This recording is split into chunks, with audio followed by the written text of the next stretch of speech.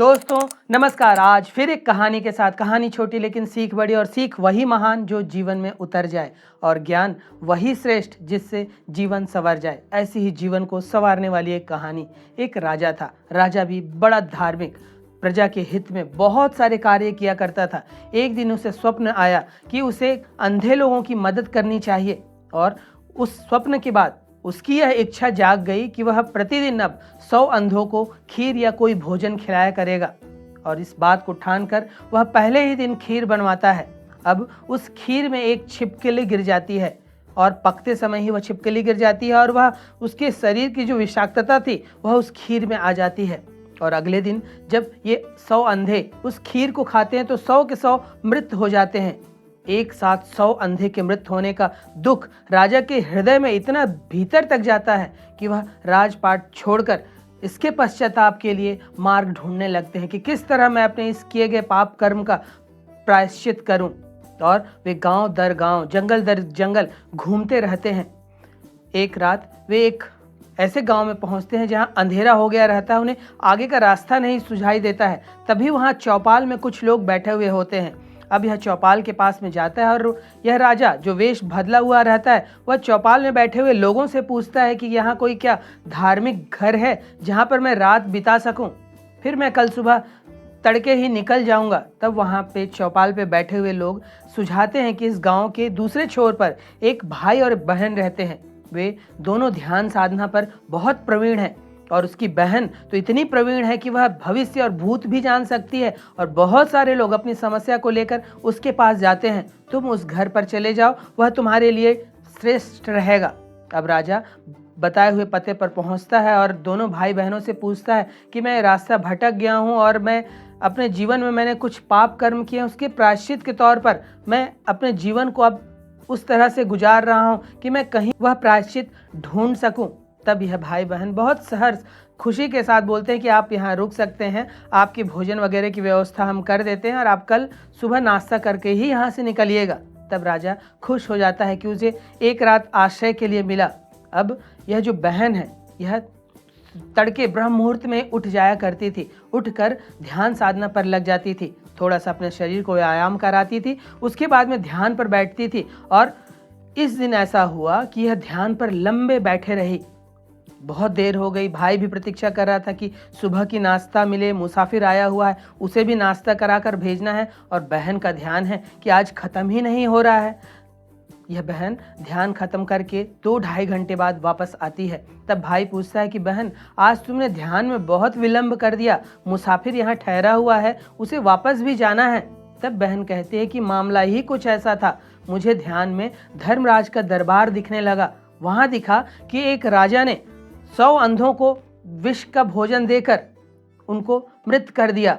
अब वहां पर यह तय नहीं हो पा रहा था कि इसका पाप किसके सर पर लगे, उस राजा पर जिसने यह भोजन कराया, उस छिपकली पर जो वह उस भोजन पर गिरी, या उस रसोइये पर जिसने उस खीर के पात्र को खुला रख छोड़ा था जिस पर यह छिपकली गिर गई।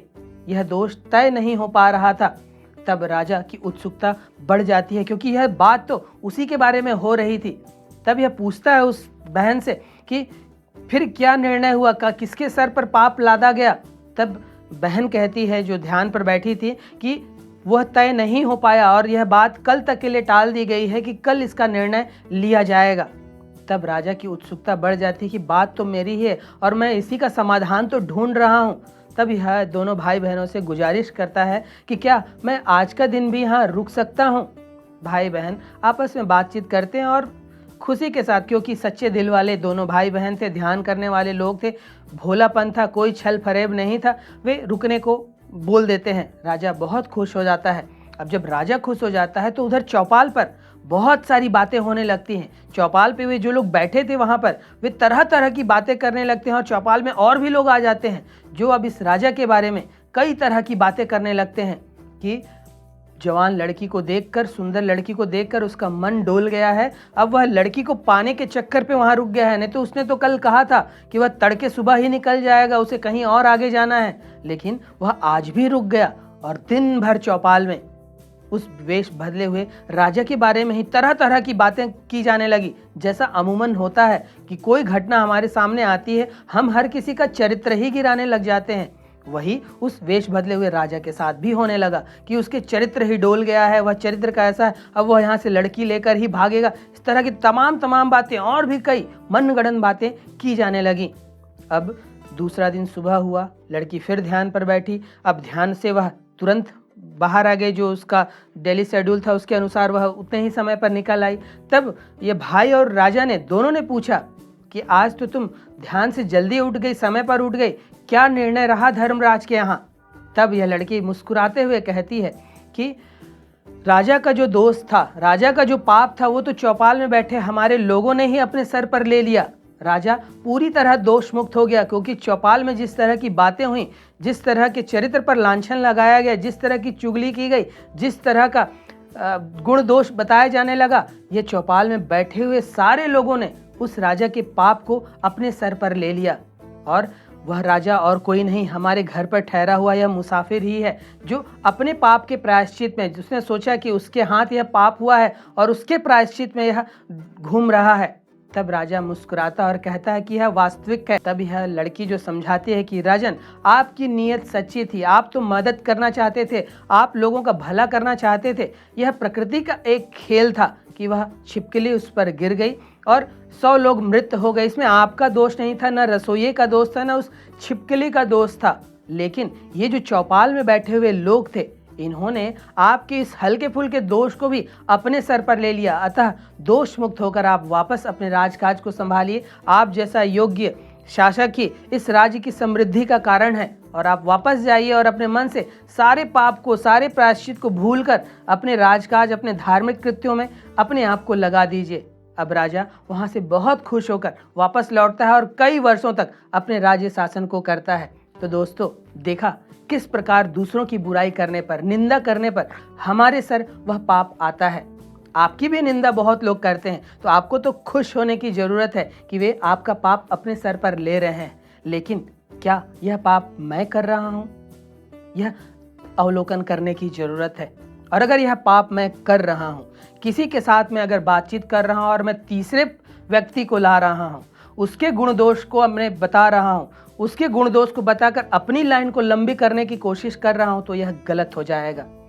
जहां आपने किसी का गुण दोष बताना चालू किया, किसी की कमी निकालना चालू कर दिया, किसी की निंदा करनी चालू कर दी, उसका वह दोष आपके सर पर आने लगता है, उसका वह दोष आपके भीतर आने लगता है, क्योंकि आप बात वह कर रहे हैं और परमेश्वर के राज में आप जो कर रहे हैं वही वहां तक पहुंचता है।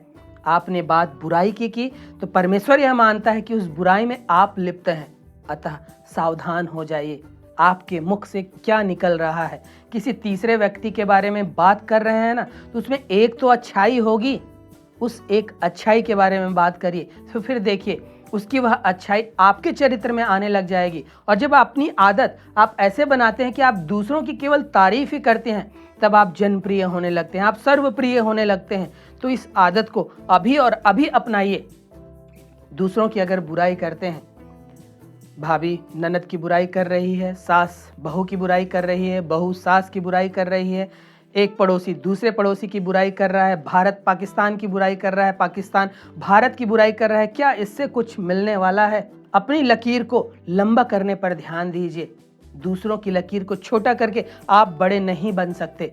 अतः निंदा जैसे खराब गुण से, अवगुण से आपको दूर होना है। नहीं तो जिस व्यक्ति की आप निंदा कर रहे हैं, उसने पता नहीं वह पाप कर्म किए हैं नहीं किए हैं, उसने वह खराब कार्य किया है नहीं किया है, आप बातें करके उस खराब कार्य को अपने इस आभा मंडल पर, अपने चरित्र पर, अपने औरा पर, अपने चक्रों पर ला रहे हैं। अतः सावधान हो जाइए।